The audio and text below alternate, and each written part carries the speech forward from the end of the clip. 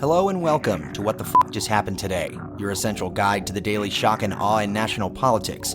I'm Joe Amditis. Let's get to it. It's Monday, July 25th, 2022. Welcome to day 552. Joe Biden continues to improve significantly from his coronavirus infection. Dr. Kevin O'Connor wrote that the president is responding to therapy as expected, adding that Biden still has a sore throat, though his cough, runny nose, and body aches have diminished considerably. Biden has been taking Paxlovid, an antiviral drug that helps reduce the chance of severe illness. Meanwhile, Joe Manchin tested positive for COVID-19. It's unclear what effect, if any, Manchin's isolation will have on Democrats' efforts to make progress on their legislative agenda. The Senate has a little under 2 weeks before it's scheduled to start its August recess, and Democrats have indicated hopes in passing bills, from protecting same-sex marriage to increasing funding for semiconductor production in the United States and changing laws surrounding prescription drug prices, among other issues, before they leave town for about a month. In related news, the Washington Post says the first 2 cases in the U.S. of monkeypox in children have been confirmed as part of an outbreak of more than 2,800 infections nationwide. CDC and public health authorities are still investigating how the children became infected. The 2 cases are unrelated and in different jurisdictions.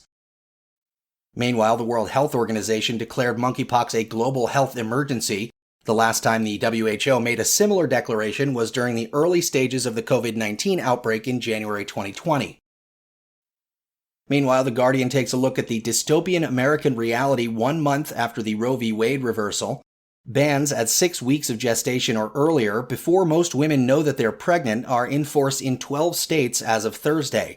The bans have forced patients seeking abortions and who have the time and money to travel hundreds of miles from their homes to get one. At times, that travel has also placed friends, family, and abortion rights organizations in legal jeopardy, as states have begun criminalizing people helping to obtain the abortions. Other patients have seen routine care for miscarriages and ectopic pregnancies delayed as doctors fear criminal sanctions if they accidentally violate bans. Moving on, Biden is facing a moment of truth on the economy this week. His advisors are downplaying fears of a recession ahead of data that could show the economy contracted for a second straight quarter, one common definition of a recession. The White House, however, preemptively issued a document stating that 2 straight quarters of negative GDP is neither the official definition nor the way economists evaluate the state of the business cycle. Treasury Secretary Janet Yellen went so far as to say that she would be amazed if the National Bureau of Economic Research, which determines whether we are officially in a recession, were to declare that we were. She also stated flatly that we are not in a recession. The administration's message is that a technical recession isn't necessarily a real one.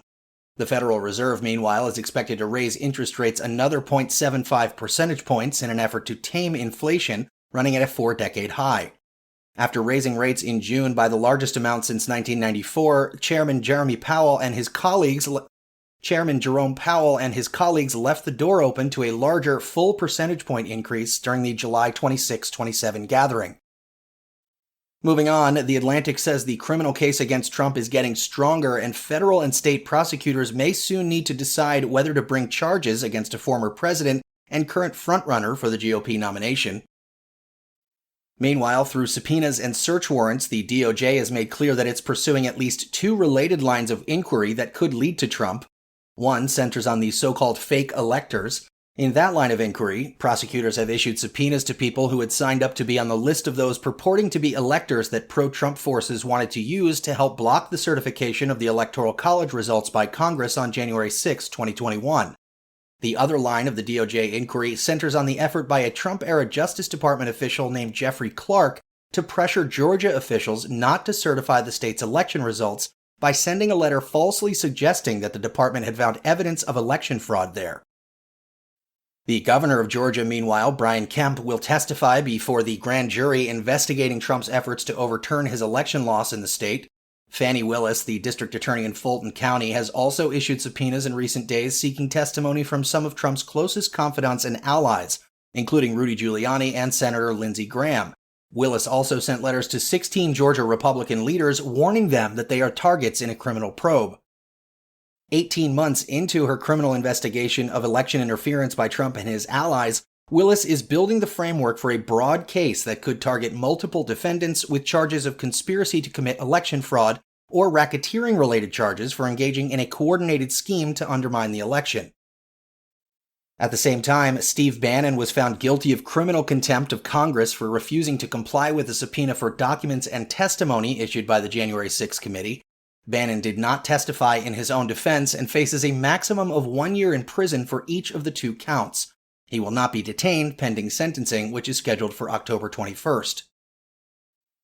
The January 6 committee also said it's prepared to consider a subpoena for Virginia Thomas, the wife of Supreme Court Justice Clarence Thomas, if she does not appear before the committee voluntarily. The committee requested testimony from Thomas in June. Around the same time, news reports of her communications with White House officials and informal advisors, namely Trump attorney John Eastman, about efforts to overturn the election began to proliferate. And finally, Trump's top allies are preparing to radically reshape the federal government if he is reelected. Trump, in theory, could fire tens of thousands of career government officials with no recourse for appeals. He could then replace them with people he believes are more loyal to him and his America First agenda. An initial estimate by the Trump official who came up with Schedule F found it could apply to as many as 50,000 federal workers, a fraction of a workforce of more than 2 million, but a segment with a profound role in shaping American life. The impact could go well beyond typical conservative targets such as the Environmental Protection Agency and the IRS. Trump allies are working on plans that could potentially strip layers at the Justice Department, including the FBI, and reaching into national security, intelligence, the State Department, and the Pentagon. And in the polls, the Associated Press says 67% of Americans say they favor term limits for Supreme Court justices instead of lifelong terms, including 82% of Democrats and 57% of Republicans. That's all for now. You can find the links and sources for all of these stories on the main website. And as always, visit whatthefjusthappenedtoday.com for the latest news and headlines. Until next time, I'm Joe Amditas.